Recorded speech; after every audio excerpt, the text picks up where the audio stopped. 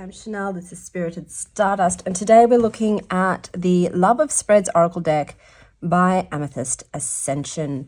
So this I bought on Make Playing Cards. I'll put the price up above of how much it cost. I chose to get it without a box because, you know, I'm going to make a bag anyway.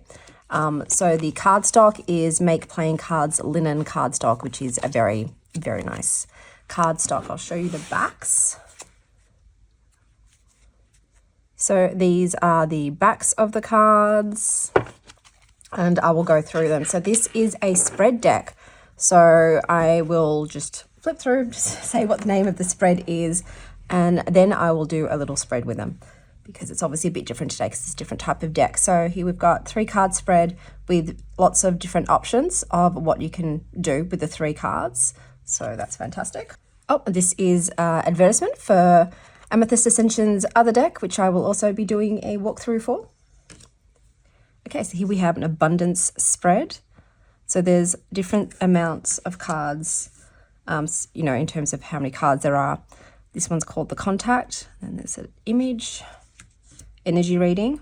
So and then you've got the numbers of what those cards are in place for.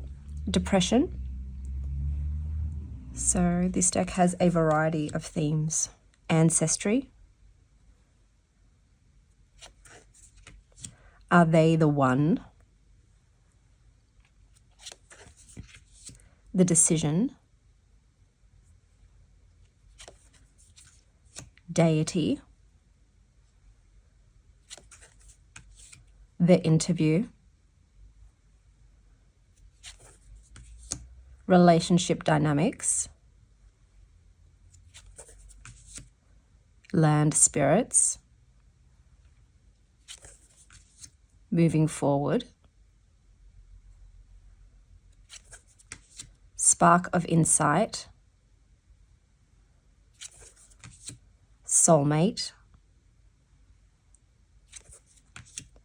Dreaming. Remembering. Past life. Why that dream?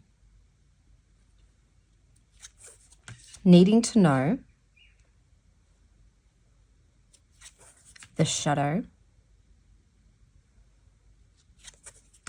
The 5th element.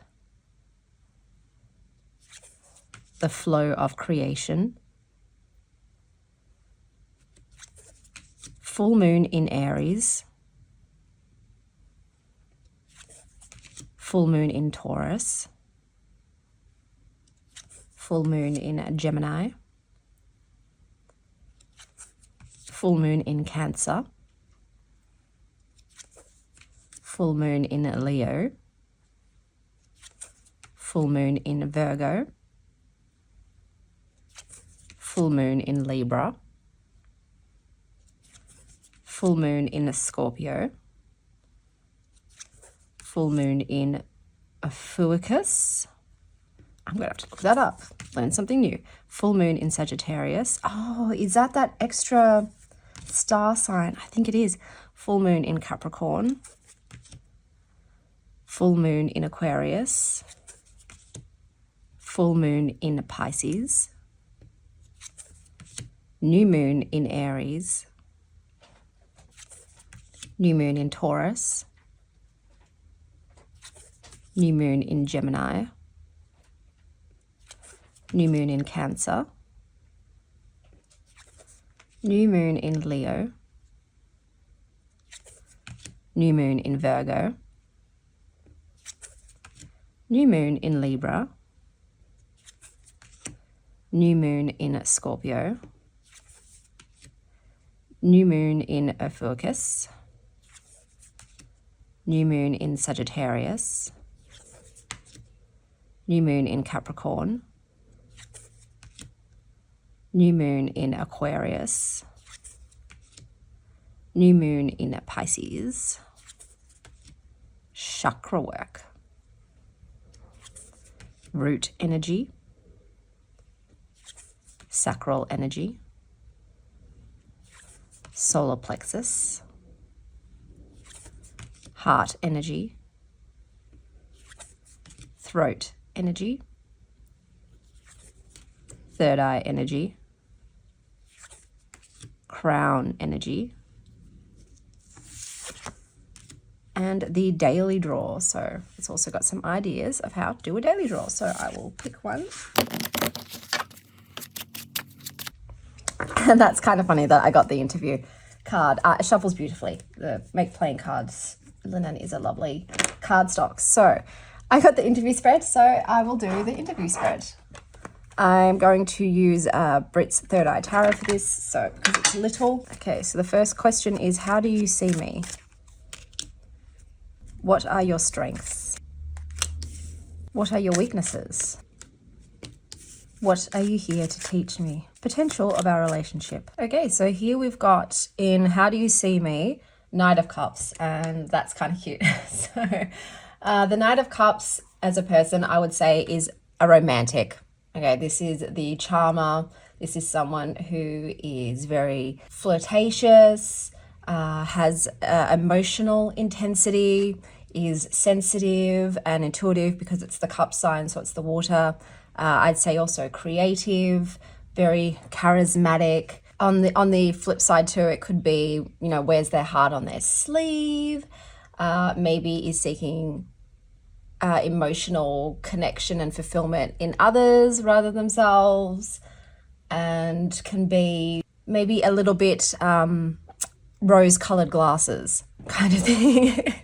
So that's how I perceive the Knight of Cups. Okay, so for the next question, which is what are your strengths, we got the Four of Pentacles. So I would say in this regard, it would mean that they are stable. This is a very stable deck. It's very disciplined. It's reliable. It's invested in perhaps our relationship and giving me advice. And it's very practical, I would say, other strengths. Okay, so next question is what are your weaknesses? And it's the Knight of Swords. So I'd say in this case, Knight of Swords is perhaps too impulsive. So acting before thinking. With the swords as the suit, perhaps they're a bit harsh, perhaps they're a bit ruthless, and in their thinking rather than their feeling. So maybe there's a tendency to perhaps maybe, I don't know, be a bit critical, be a bit harsh. That's what I would say maybe the weakness is. It's a little too cold. It could be a little blunt and direct. Maybe it needs to be a bit more empathetic. There needs to be a bit more of a nurturing side rather than just the, okay, these are the facts. This is the answers to your questions in this very blunt, direct manner, and looking at it from a cerebral angle rather than maybe a spiritual and emotional one. The next question is, what are you here to teach me? And we've got the Page of Wands down here. So I'd say this is to teach you, this deck wants to teach me to be open-minded with the Page. I feel like it's got the open-mindedness, the enthusiasm as well, to be enthusiastic, to embrace perhaps my passions and curiosities because it's the wands.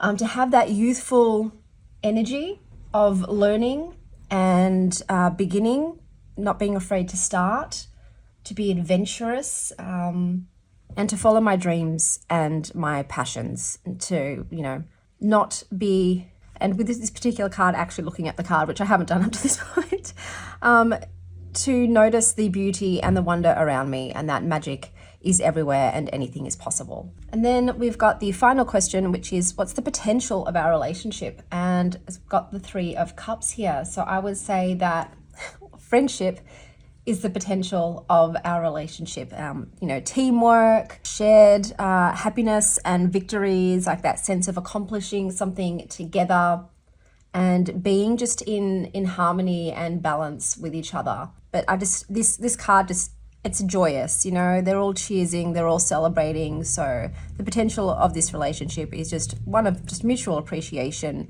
togetherness, and sharing in, you know, in all of the experiences. So that was the interview spread. And this was the Love of Spreads deck by Amethyst Ascension. Until next time, stay wild, Star Child.